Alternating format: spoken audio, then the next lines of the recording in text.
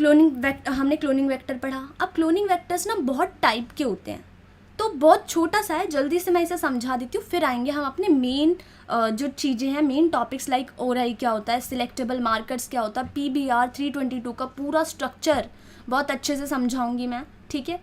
तो देखो, प्लाज्मिड्स जो कि बहुत ज़्यादा यूज़ होता है, plasmids they are autonomously replicating circular extra chromosomal DNA।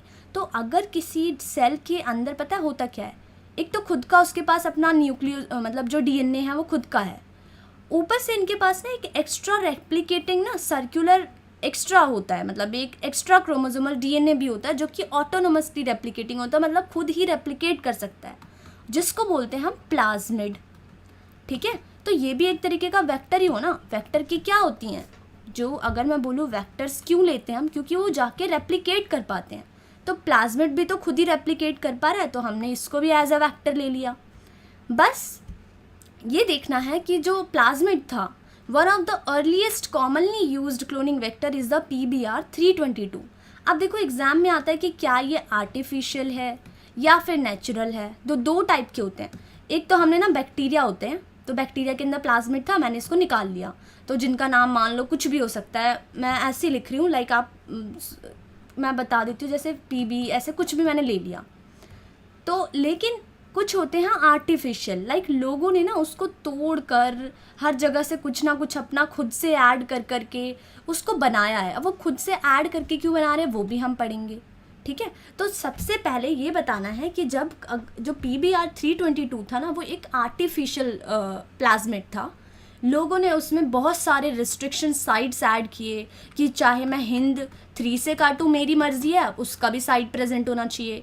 चाहे मैं अपने जीन ऑफ इंटरेस्ट को अपना ECO R1 से काटूँ, तो उसकी भी यहाँ पे साइट्स प्रेजेंट होनी चाहिए।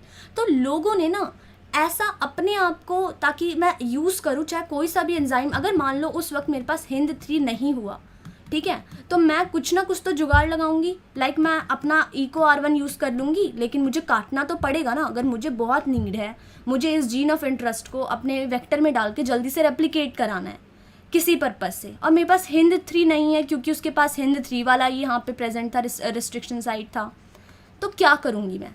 तो उस वक्त हम क्या करेंगे, लोगों ने ऐसी कंडीशंस के लिए, अपने यूज़ के लिए PBR 322 में बहुत सारे रिस्ट्रिक्शन साइट्स ऐड कर दिए, लाइक हिंद 3 का भी है, ECO R1 का भी है, PST1 का भी है, ठीक है, PVU 1 का भी है, PVU 2 का भी है। तो ये जो BAM H1 SAL 2 सबके हैं, किसी भी एंजाइम से उठा के काट लो, तुम कहीं पे भी लगा दो इस PBR 322 में, क्योंकि सबके रिस्ट्रिक्शन साइट्स इसमें प्रेजेंट है, ठीक है। तो PBR 322 को बनाया ही इसी रीज़न से गया था, ताकि वो अच्छे से उसे अपने यूज़ में ला सकें। अब ये जो क्लोनिंग लिमिट है ना इसकी, वो 0.1 से 10 KB की है, सिर्फ 0.1 से बहुत छोटा है, मतलब सबसे पहले बनाया गया था। तो ऐसा भी बोला जाता है कि ना, कभी कभी ऐसा बोला जाता है कि जो ये लाइक अगर मैं ना बहुत छोटा साइज़ ले रही हूँ ट्रांसफॉर्म करने के लिए, तो वो उतना ही अच्छा होता है रेप्लिकेशन के लिए। अगर मुझे रिकॉम्बिनेंट DNA बनाना है,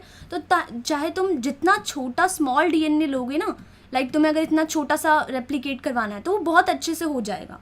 लार्ज DNA लोगे तो वो प्रॉब्लम कॉज करेगा।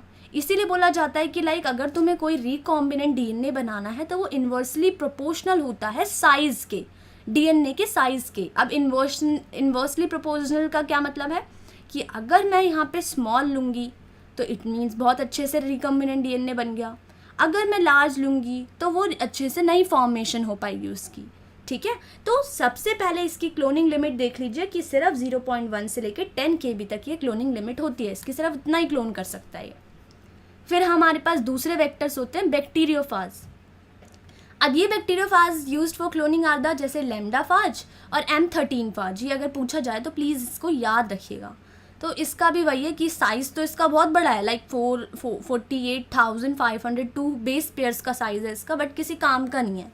लाइक 1/3 पोर्शन उसका किसी काम का ही नहीं है, क्योंकि कर क्या पाता है ये 4 से लेके 5 तक KB के बेस पेयर्स तक सिर्फ क्या कर पाता है ये डोनर DNA में रिकॉम्बिनेंट बना पाता है। It can only recombinant about 4 से लेके 5 KBP का जो डोनर DNA होता है उसको रेप्लिकेट कर पाता है या फिर रिकॉम्बिनेंट बना पाता है, ठीक है। तो बैक्टीरियोफाजस हो गया ये। अब आते हैं हमारे कॉस्मिड्स।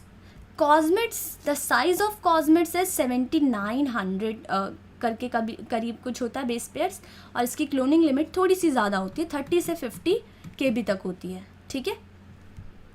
अब it has features similar to both phage and plasmids. तो जो बैक्टीरियोफाजेज हैं और जो प्लाज्मिड्स हैं दोनों से ना बहुत सिमिलर है ये। An example of it is super cos 1। तो ये इसका एग्जाम्पल बता रहा है, example of it is super cos 1। तो बस इसने ये बताया कि कॉस्मिड्स क्या होते हैं, जो फाजेज होते हैं, जो हमने बैक्टीरिया फाजेज देखे और प्लाज्मिड्स देखे, बहुत सिमिलर फीचर्स हैं, इसलिए इसको बोलते हैं हम कॉस्मिड्स, ठीक है। अब बैक्टीरियल बैक बोलते हैं, बैक्टीरियल आर्टिफिशियल क्रोमोसोम्स बनाए गए, ठीक है। तो ये जो बैक थे उनके साइजेस बहुत बड़े थे, 11,827 बेस पेयर्स तक इनका साइज था, और क्लोनिंग लिमिट भी 35 से 300 KB तक था। इनके पास मार्कर जीन जो प्रेजेंट होता है ना, वो ये होता है लैक्टोज मेटाबोलाइजिंग जीन होता है और क्लोरमफेनिकॉल, ठीक है। तो ये जो क्लोरमफेनिकॉल है ये एक तरीके का मार्कर जीन है। ये मार्कर जीन क्या होते हैं वो मैं अभी आपको समझाऊंगी, बस ये याद रख लीजिए कि अगर कोई बैक्टीरियल जीन है तो उसके पास जो यहाँ पे सिलेक्टेबल मार्कर्स प्रेजेंट होते हैं। तो ये जो सिलेक्टेबल मार्कर है वो क्या है, क्लोरमफेनिकॉल, और दूसरा जो सिलेक्टेबल मार्कर है वो है लैक्टोज, ठीक है। सो लैक्टोज मेटाबोलाइजिंग जीन भी प्रेजेंट होता है जो कि एक तरीके का मार्कर है। अब it is a modification of F plasmids. जो एफ प्लाज्मिड्स नहीं होते हमें पता है जो बैक्टीरिया होता है उसके पास एफ प्लाज्मिड प्रेजेंट होता है, ठीक है, जो कि वो जब दे देता है एक एफ प्लस होता है, एक एफ नेगेटिव होता है। कभी कभी किसी में क्या होता है एफ सिर्फ उनका DNA प्रेजेंट होता है, प्लाज्मिड प्रेजेंट होता नहीं, तो वो इसमें ट्रांसफ़र करता है ना, ये पढ़ी होंगी आपने। तो ये ना एक तरीके का एफ जो प्लाज्मिड हमें बैक्टीरिया से मिलता है उसी का मॉडिफिकेशन है, उसी को हमने आर्टिफिशियली सिंथेसाइज किया है। इसका एग्जाम्पल देख लो PUVBBAC, ठीक है। अब है यीस्ट जिसको हम यैक बोलते हैं, तो इसका भी देख लो कि देखो बैक्टीरियल क्रोमोसोम्स और ये जो यीस्ट है उन दोनों में से पूछा जाता है कि किसकी क्लोनिंग लिमिट सबसे ज़्यादा है, ठीक है। तो इस चीज़ पे ध्यान दीजिए, और किसका साइज़ कम है किसका साइज़ ज़्यादा है।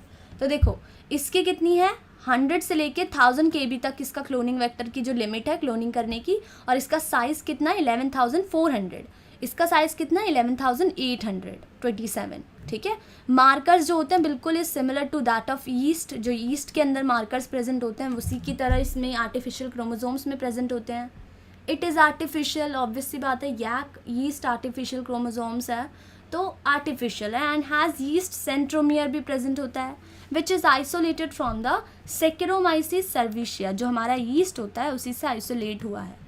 तो बस ये, और एक और होता है हमारा एक ह्यूमन आर्टिफिशियल क्रोमोसोम भी होता है, ठीक है। ह्यूमन आर्टिफिशियल क्रोमोसोम भी होता है, वो मैंने यहाँ पे ऐड नहीं किया बट मैं बता देती हूँ कि वो भी होता है, ठीक है।